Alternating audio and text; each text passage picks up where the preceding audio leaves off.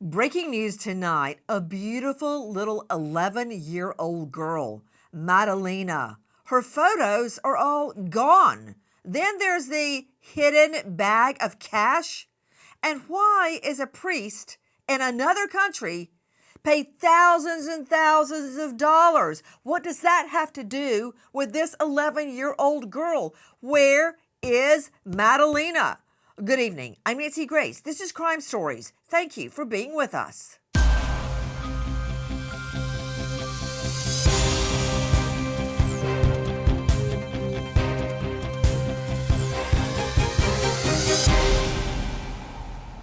Investigators have developed and followed nearly 250 leads spanning across state lines and across the globe. We have interviewed hundreds of people in North Carolina and other states, and again, across the globe. We went door to door to at least 245 homes, focusing on the Victoria Bay community where Madalina lives. We canvassed businesses and scoured through hours of surveillance video from all over the area. We also led land and water searches around Lake Cornelius. You are hearing Deputy Chief Jennifer Thompson joining us, Deputy Chief of Cornelius Police Department. Been with LE over 20 years, believe it or not. Let's go straight out to the Deputy Chief. Chief, you were just describing an exhaustive search so far for this 11-year-old little girl, Madalina. When I hear what all you and your people, men and women dedicated, have done, it's got to get exhausting. And I was looking at door to door to at least 245 homes. Just before I get into her disappearance and the missing photos and the bag of cash, thousands of dollars of cash, and then the priest in another country getting paid thousands of dollars as well, I want to talk about what you and your team have done so far to find her. How did you organize a search of door to door, 245 homes at least? And when did that happen? It happened pretty early on. We had the assistance with the FBI and the State Bureau of Investigations here in North Carolina. We arranged a door-to-door canvass of Madalina's neighborhood. So hundreds of law enforcement officers teamed up and literally went door to door, knocking on each door, seeing if anybody knew anything, heard anything, had any information on Madalina. If they, what her kind of everyday activities was. And if we weren't able to make contact with somebody, we followed up. So literally each door we knocked on and made sure we made contact with somebody. Deputy Chief, question.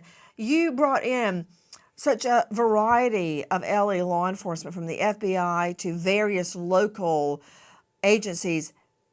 How do you pay them all? It's got to be overtime. Yeah, when it comes to how do we pay all these officers that came in to assist us from the beginning, that money did not matter to us. A lot of our officers who were off on the days of the searches volunteered their time to come in. We paid them, so that money wasn't even on our radar. It was hitting the streets to try to find out information about Madalina. So the feds and the state agencies and the other agencies that helped us out, I mean, they sent people, and it did not matter what it was going to cost. So often, Chief, when we hear anything in the media about LA law enforcement, it's bad. It's always police brutality, police did this, somebody used drugs, blah, blah, blah. And I'm not saying that's not true.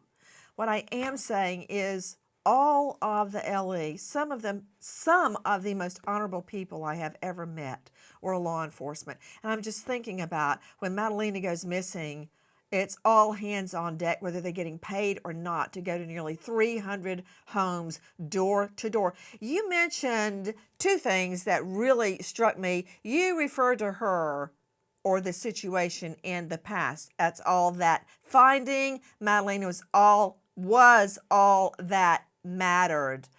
I'm curious about past tense there, because with all of the evidence that we're digging up from these newly released documents regarding Moldova, It's very, very, let me just say, intriguing that she disappears and a priest there is paid thousands of dollars. There's just a lot of trail to follow. But, Chief, the FBI, how did they get into this?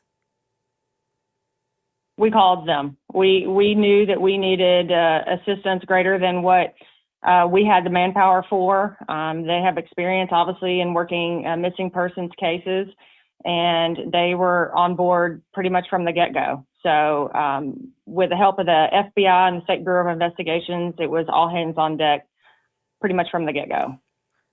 You know what I'm noticing with me is renowned death investigator, professor of forensics, Joseph Scott Morgan at Jacksonville State University, which has an incredible criminal justice and criminal procedure wing, author of Blood Beneath My Feet on Amazon, host of a hit series, Body Bags with Joseph Scott Morgan. Joe Scott, you and I have been called in overtime so many times, and the chief is right. You don't think about, wow, I'm not getting paid for this. You think about the victim. And it's, in this case, it's really a race against the clock, because when you've got a missing child, you're thinking, has she been kidnapped? Has she been taken? Every hour, if somebody's driving the speed limit, is 60 mph, 60 more miles away. And I don't think that way when I'm called into a case.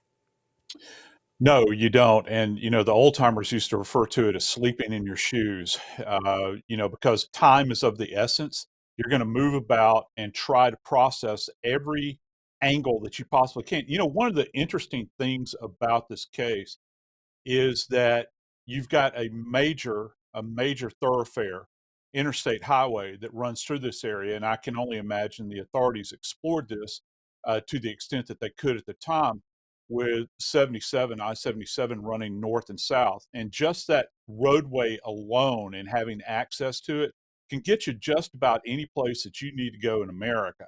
And so time is of the essence. Every time you delay, every time you wait, that you're not deploying teams of people, the individual, in this case, this poor child, is getting further and further away potentially. Deputy Chief Jennifer Thompson joining us at Cornelius PD. Chief, I have been told from other interviews that your people were actually running. Some of them were running from door to door. They'd speak to one house, they might search it, they might search the curtilage, the buildings, or the land around the home, and they would literally jog to the next door. You had to be thinking about what Joseph Scott Morgan just said, that interstate that's so close, so accessible to her home.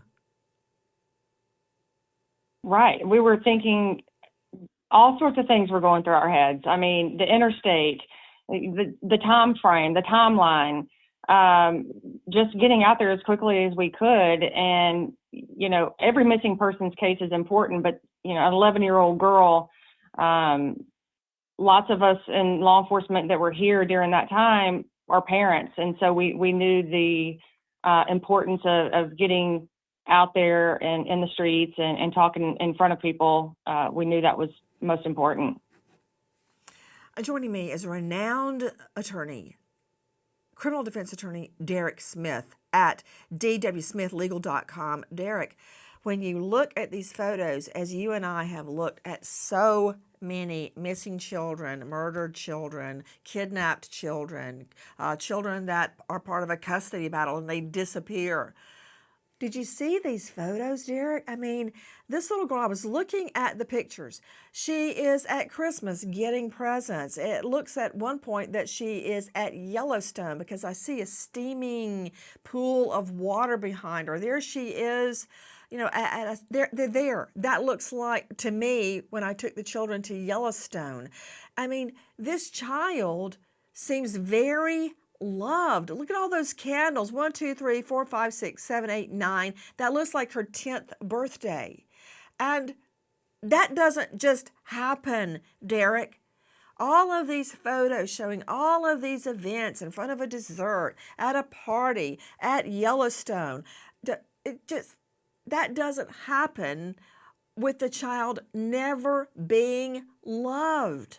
this child somehow, somewhere along the way, there she is at Myrtle Beach, was deeply loved. Or, Derek Smith, is it like the House of Horrors? Remember that out in California where the mom and dad would parade all the children, like 11 of them, out in matching outfits on vacation, and everyone would say, wow, what an awesome Christmas card. All the while they were being tortured inside, but we don't get any hint of that here. And in that case, the Turpins, let me bring them up, two ghouls straight from hell.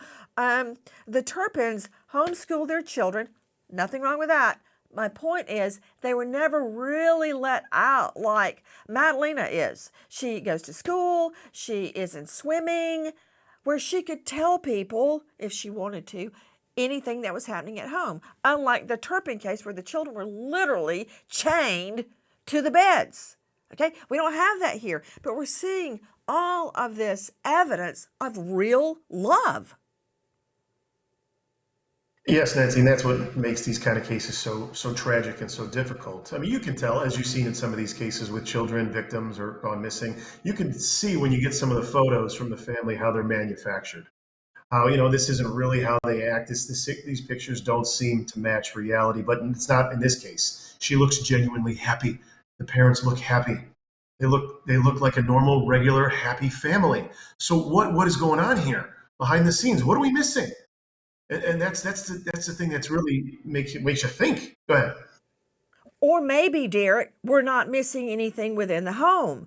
Of course, the first place you look when a child goes missing is in the home. But to Dr. Heidi Green, following up on this train of thought, let's follow it through to its logical conclusion. You see, from when she's a little girl, all the activities, all the photos, all the videos, which depicts everything they're doing for her. Guys, Dr. Heidi Green, clinical psychologist, trauma specialist, author. You can find her at drheidigreen.com. Yes, pictures can lie. Of course they can lie. I've seen that a million times. But these are not just snaps. They are out doing activities, out with trips with the family, celebrating a birthday. That's a family birthday. There's not a lot of kids around there. They're having a family birthday, maybe at the supper table. I've seen Disney, Yosemite, Myrtle Beach. It paints a picture of a very happy family. So I'm trying to put the pieces together to figure out, has this child been spirited away to Moldova? But what do the pictures, if anything, tell you, Dr. Heidi? This was the one thing that I was so struck by as well. You mentioned the case from California. And in that case, even in those pictures, you could see that some of the children were emaciated.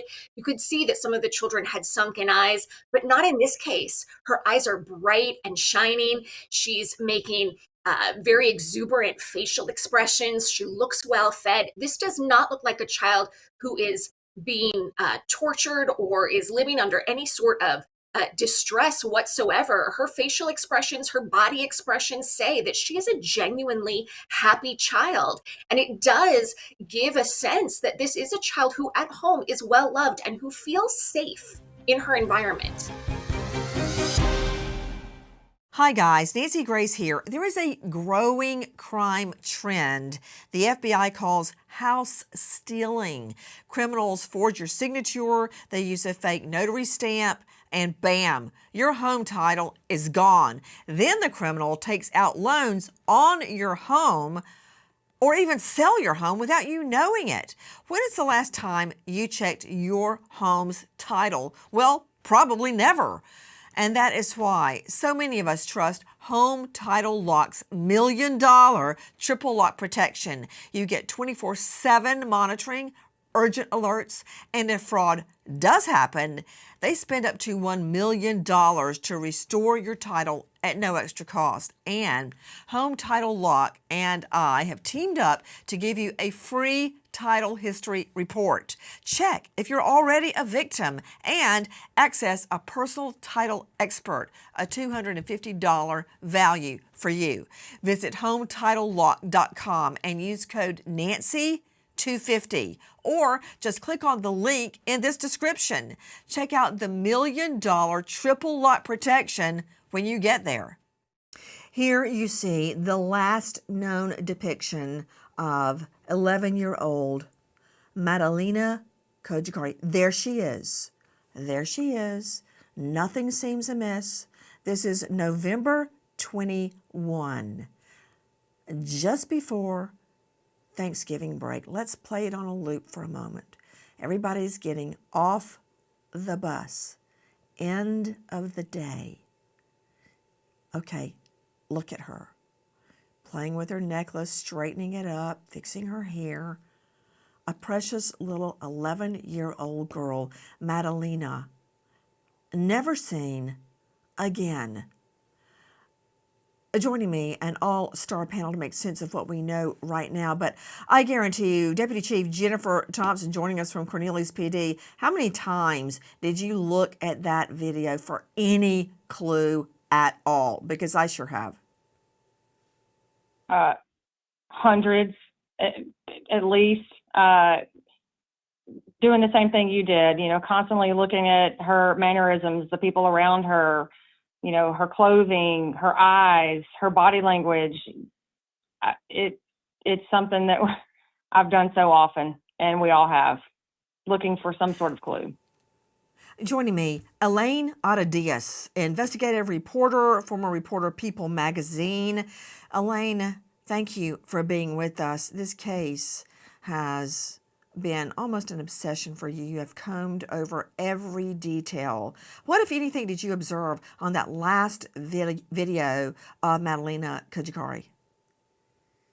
When I look at that video, I just see a regular girl exiting the bus with, people that she rides with every day. Nothing looks out of the ordinary. If anything, I expect her to get back on the bus the next day.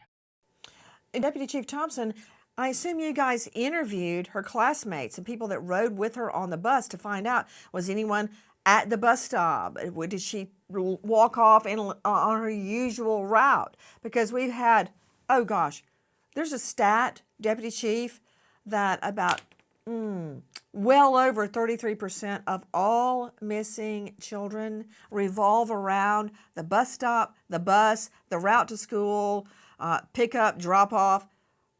Over 1/3 of missing children are somehow connected to a bus stop, or getting to school. So did she take her regular path from the school bus? Did any of those students notice anything odd or unusual, including her teachers or the bus driver? We talked to everyone that you just mentioned. We sent a team to the school to interview her classmates, her teachers, spoke with kids that were on the bus. Nothing was out of the ordinary. It was just the same as she got off the school bus the week prior. Well, I can tell you this much, Joe Scott Morgan, you don't just get off the school bus and dematerialize, okay? You don't get transported like in Harry Potter to Moldova. That doesn't happen. So I'm trying to figure out what, if anything, I can deduce from this. And I know many people may say, hey, you're overthinking this, but I want to know what's in her backpack. I want to know what she left with that morning. I want to know, did she take her regular route home?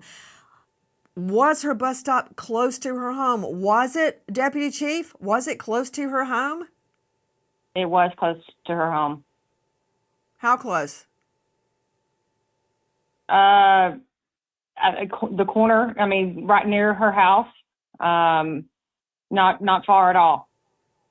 At the corner, for Pete's sake. But, we've handled cases, investigated them, and covered them of children missing from the school bus stop or on their way to the bus stop. Oh, for Pete's sake, Ben Omby, I'll never get his case out of my mind. And there were many other. But Omby was taken near a bus stop, and he wasn't seen again for years. He had been taken by a male predator. And when he got to the male predator's apartment, there was another kid in there that had been taken from a bus stop. That said, let me go straight back to Elaine Diaz. Elaine, I've got a real problem, because that video we just showed was on November 21. November 21. But Elaine, when was she reported missing? More than 3 weeks later, on December 15th. And that's because they were forced to report her. The school officials finally went to Madalina's mother and asked where she was. They left a packet on her doorstep for truancy. And they eventually spoke to her on the phone, and the mother agreed to go to the school with Madalina. But when she went for her meeting, of course, Madalina wasn't there. And that was on December 15th. And it was then that the school officials raised several eyebrows and said, we need to call authorities. On December 15th, Diana Cojocari tells the Bailey Middle School and Cornelius Police she doesn't know where her daughter is and hasn't seen her since November 23rd. Investigators start searching for Madalina right away and begin work on a timeline for her disappearance. In the first hours of their investigation, detectives find a video of Madalina Cojocari on her school bus taken November 21st, 2 days before she vanished. Please join us on our mission to find missing people, especially children, to solve unsolved homicides. If you're on the go, catch us on your favorite podcast app where you can get all of our content where we, in our own way, seek justice. The FBI joins local police in the search for Madalina Cojocari. As they canvass the neighborhood by foot going door to door, they search Lake Cornelius with boats. The family home is also visited multiple times. As the search for Madalina continues, her mother and stepfather say an argument between the two broke out the night Madalina was last seen. Early the next morning, Saturday, Christopher Palmer left the house and drove to his family home in Michigan. Diana Cojocari says she noticed Madalina was gone, along with her bag and clothing the next day, but never said anything to police. Asked why she didn't report Madalina missing, Diana tells police she's worried it might start a conflict with her husband. Okay, let me understand something, Elaine Auto Diaz. She's last seen by anyone else November 21. The school is looking into a truancy problem. In other words, she's not showing up for school. The mom says, okay, we'll come in and we'll explain everything. The mom shows up without Madalina. That is when a missing persons report is filed. When the school gets about 3 inches up the mom's tailpipe. And then the story unfolds that the mom, and this is not Madalina's bio dad, I believe this is her stepfather. The mom and the stepdad have an argument the night before. I'm curious, what did that have to do with anything? I find that curious that they even talked about that. I mean, was the argument about why didn't you take the guinea pig outside? Or was it about why are you mistreating Madalina? I mean, that's a big issue. An argument about what? Then mom says the next morning she realizes that Madalina is gone, but doesn't say anything because she doesn't want to cause a conflict with the new husband. What? That doesn't even make sense to me, Elaine. I know. It seems, in the affidavits with investigators speaking to them, there are not a lot of details, but they talk about this argument. And at that time, Diana says that her daughter was in her bedroom. We don't know what the argument was. Then we find out that she's gone the next day. But there's no concern about, where is my daughter? Did she go with her stepdad to Michigan? I mean, it's 2025. People have cell phones, so I don't know why there wasn't any sort of outreach or wondering where she was. And then the stepdad returns and they casually ask each other, have you seen her? Have you seen her? No one has seen her. And they don't talk about it. Okay, wait. Again. You're making my head hurt. Deputy Chief Jennifer Thompson, hasn't anybody heard of Life 360? I mean, I can tell you where my children are right now by looking at Life 360 because there's no way in HELL they're going to separate from their cell phones. That is not happening. And so the husband comes home and she doesn't say, where's Madalina? See, none of this is fitting together with me. It's like they know where she is. There are certain parts of that are part of our interview that I can't go into detail, but that was in one of the affidavits. What do you mean it was in one of the affidavits? What was in one of the affidavits? What the other lady just spoke about was mentioned the argument between the parents. Did they ever tell you what the argument was about? Never really got a clear understanding as to what the argument was Well, about. see, You know, right there, I don't like it, Chief, because Dr. Heidi Green, I can tell you what my last argument, before we had the children, Dr. Heidi, we never argued, ever. Once they came along, oh, yeah, a lot of arguments about we should do this, no, we should do that. Our last argument was about the guinea pig. David didn't put the guinea pig outside for the day. That was the big argument. So was the argument about something silly like that? Or did the argument have something to do with Madalina? And when you can't tell somebody what was your last argument with your husband, you should be able to remember, unless it was like ancient history. So the fact that they can't tell me what the argument is about, I believe that's incriminating. Nancy, you're a mother. I'm a mother. Anyone who's a parent who's watching this knows that there isn't an argument that you could be in with a person on this planet that would keep you from reporting your missing child. Any typical parent is going to be losing their mind when they realize that their child is missing. And come hell or high water, they're making that call to the police. So this is a very difficult story to buy. You know, Dr. Heidi Green, talk about an urgent 911 call when someone realizes the child has been missing for an extended period of time. Does the name Tot Mom Casey Anthony ring a bell? It's not her that calls 911. Oh, HELLNO. It's the grandma that loves baby Kelly. Listen to her on the 911. My daughter finally admitted that the baby's in the store. I need to find her. Your daughter admitted that the baby is where? But the babysitter took her a month ago that my daughter's been looking for. I told you my daughter was missing for a month. I just found her today, but I can't find my granddaughter. And she just admitted to me that she's been trying to find her herself. There's something wrong. I found my daughter's car today, and it smells like there's been a dead body in the damn car. Okay, what is the 3-year-old's name? Kaylee, Caylee, Anthony.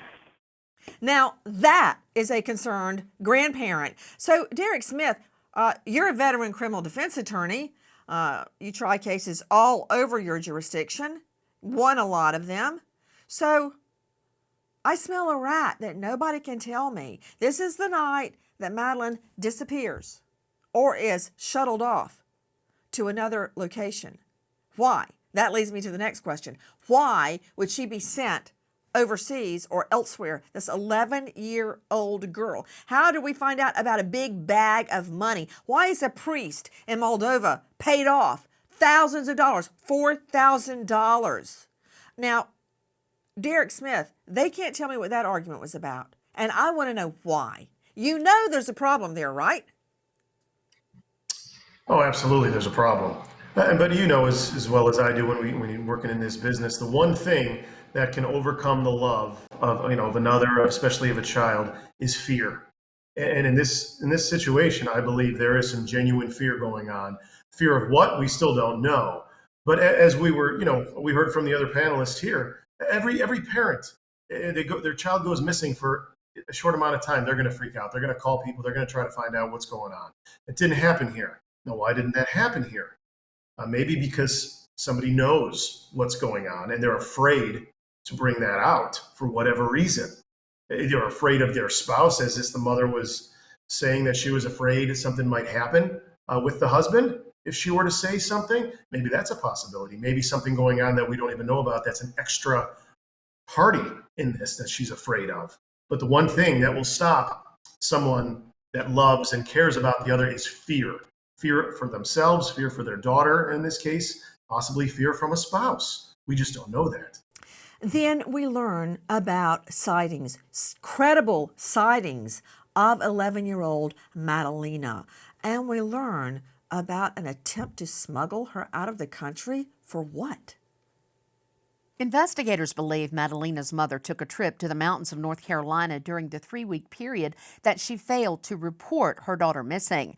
Unsealed search warrants state that Cojocari sent a text message in early December indicating that she was in the presence of the missing child. Cojocari claimed to be searching for Madalina. Less than 2 weeks later, surveillance photos captured a girl and a man at Lowe's Foods. The man reported to be Madalina's only known blood relative in the U.S. Search warrants reveal that Diana Cojocari asked a distant relative if he would help with smuggling her and Madalina away from her bad relationship with her husband. Search warrants reveal in the weeks after Madalina's disappearance that Diana Cojocari pays a priest in Moldova a combined $4,000 after talking with him by the phone for more than 10 minutes. It was determined by Cornelius Police Detective Gina Patterson that Western Union money was sent to Diana Cojocari's mother and a priest in Moldova. Why? Then we learn even more. Listen. Madalina Cojocari's grandmother, Rodica Cojocari, through a translator, accuses Diana's husband, Christopher Palmer, of trafficking Diana and Madalina for $5 million. While that might seem a wild accusation, a search warrant suggests Diana and Rodica Cojocari contacted a distant relative asking if he would help in smuggling Diana and Madalina from their home in North Carolina before Madalina disappeared. Diana told the relative she was in a bad relationship with Palmer and wanted a divorce. Paying a priest in another country, Moldova, thousands of dollars? We also learned that the mom was spotted with a huge amount of cash. All that money seems to belie the claim that this was all because she wanted to get out of a relationship. She could do that right here in the U.S. So to Deputy Chief Jennifer Thompson, why pay a priest $4,000? Why is mom seen with stacks of cash? What do you think? The priest situation, being from Moldova and some of her religious beliefs, it was explained to us that it was sent for prayers. Throughout the investigation, we have uncovered some other information about that. Wait, $4,000 for prayers? Here in the U.S., you can get prayers for free. I can say a prayer right now, and it won't cost me a nickel. $4,000 for a priest in Moldova to pray? Really? You bought that?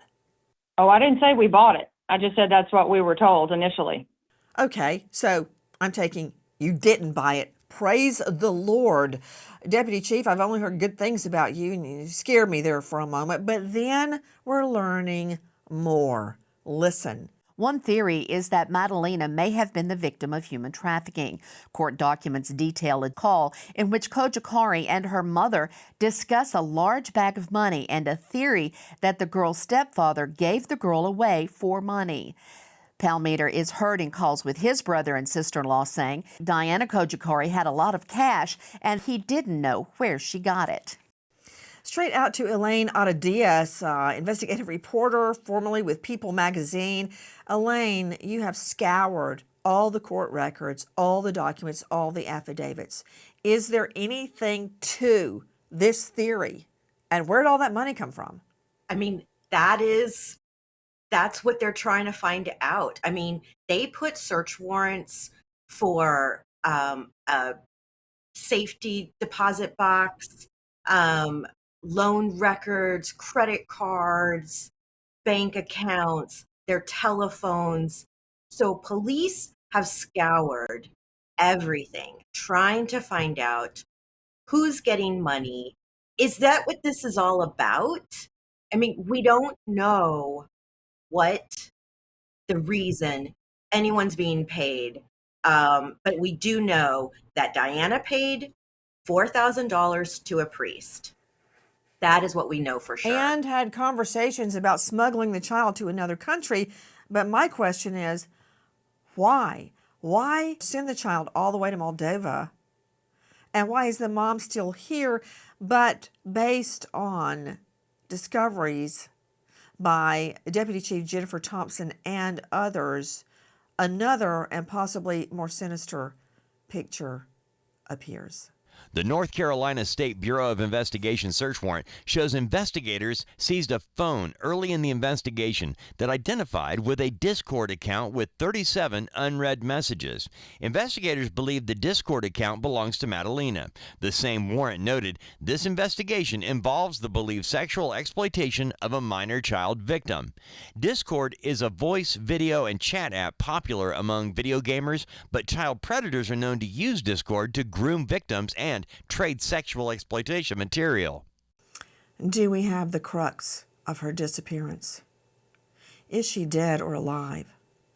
Was she sex exploited? Was she trafficked for sex? Jessica Morgan, could you explain what is Discord? Well, yeah, it's actually if you're around kids, which I'm around a lot of them, college students that are gamers, they have the ability to hop onto these networks and talk to one another. And there's also, as was mentioned in the report, a video element to this as well. So you're already in a community of people that might be made up of underage people, and all it takes is for some predator out there to get their hooks into some kind of linkage through Discord, and you can begin to talk to individuals. Also, look, there are many disaffected kids that are out there, and if they have someone that pops onto their feed that just wants to be their friend, quote unquote, it can be quite dicey at best. Let me go now to Deputy Chief Jennifer Thompson. What do you make of this little girl having 37 messages, obviously some of them sex related, because now the investigation is veering into a sexploitation of a child direction? It's super concerning. And those search warrants were done in the beginning of the investigation through a North Carolina SBI investigator that handles specifically those types of cases, exploring if that was a possibility of what happened to Madalina. What in the Discord messages made them believe that she had been trafficked or sexually exploited? What in those 37 messages, Chief? I wish I could go into detail, but I can't go into detail about the specifics of the messages. Elaine Ottody is joining us, investigative reporter, formerly with People magazine. Elaine, I'm very concerned that the mother was out burning her daughter's photos, her mattress, which I find very disturbing. Why would you burn your child's mattress in a fire pit? Her pictures, the mattress, her clothing, her Halloween costume, family photos in a fire pit. What can you tell me about that? I mean, officially, police have not revealed motive or a lot of reasons, but we can think that burning her personal belongings, it's almost as if she's getting rid of the fact that she existed. Anything personal related to Madalina was burned in that fire pit. And in fact, neighbors remember seeing a fire going on at the house. But one witness said, we didn't even know that Madalina was missing. So without that information, they saw it more as a fire hazard versus anything nefarious going on.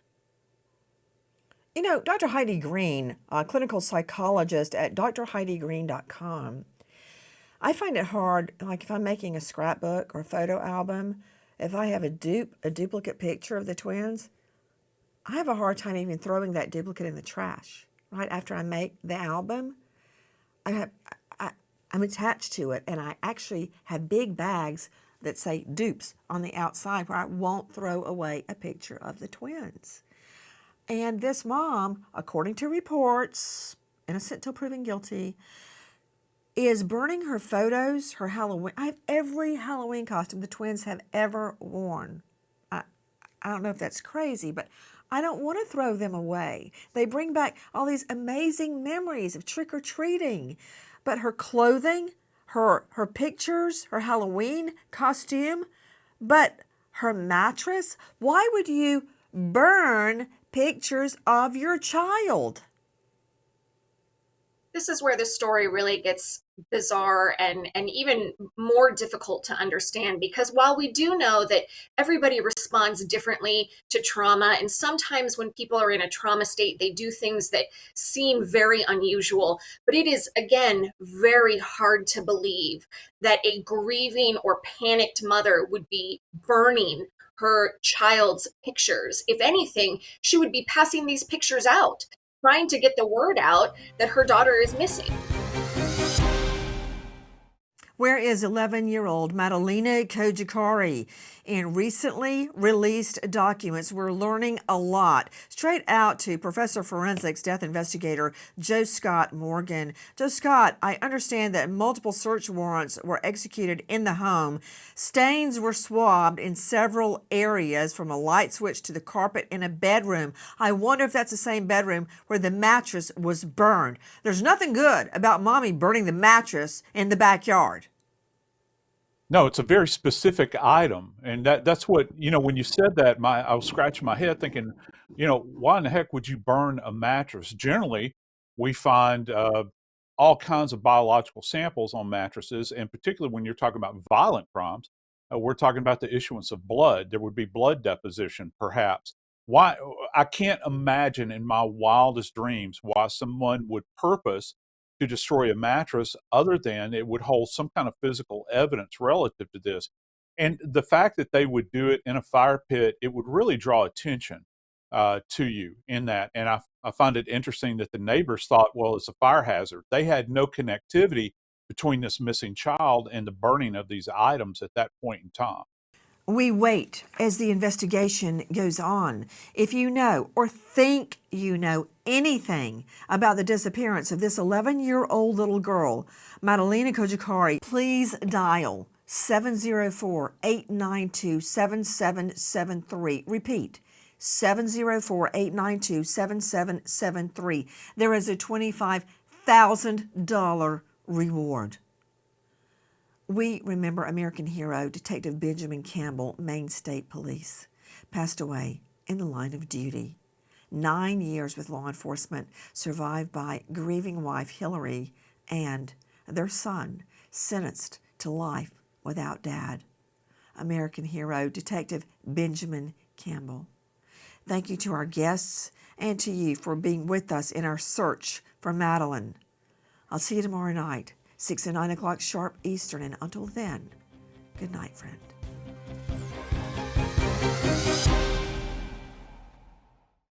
Please join us on our mission to find missing people, especially children, to solve unsolved homicides. If you're on the go, catch us on your favorite podcast app, where you can get all of our content, where we, in our own way, seek justice.